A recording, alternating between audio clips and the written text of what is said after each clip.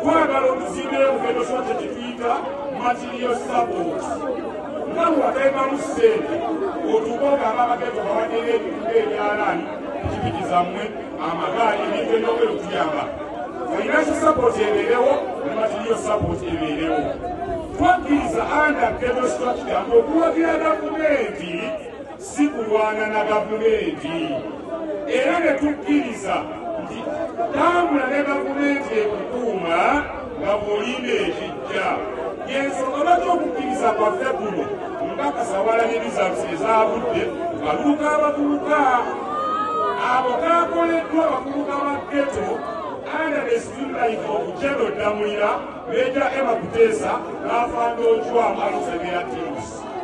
Kitegeezako kugamba nti tusaba odire kye tuyita ghetto zifuuke models.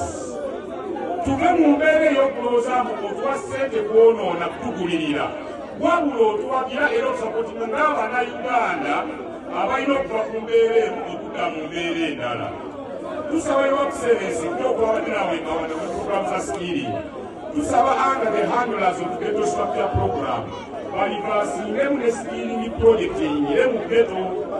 Kuba mu ghetto tulina challenge ya sako kituufu bateekayo ssente ne tuzije tuyamba bannaffe naye twetagala okusomesa baganda baffe mu bukugu obw'enjawulo under your presidential skilling initiative eyo eri under the ghetto project.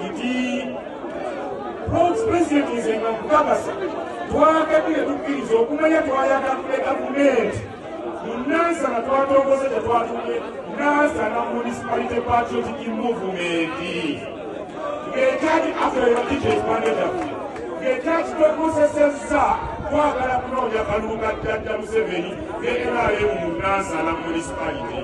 Lwaki birabirugumu baatukuba kuva ku kyalo paka ku AOC naye ku mulundi guno twafunye ba stakeholders ab'enjawulo tulina ba patroni tulina ba handle of ghetto structure tusaba okkirize akalulu ka 2021 jajja kakwase ffe aba ghetto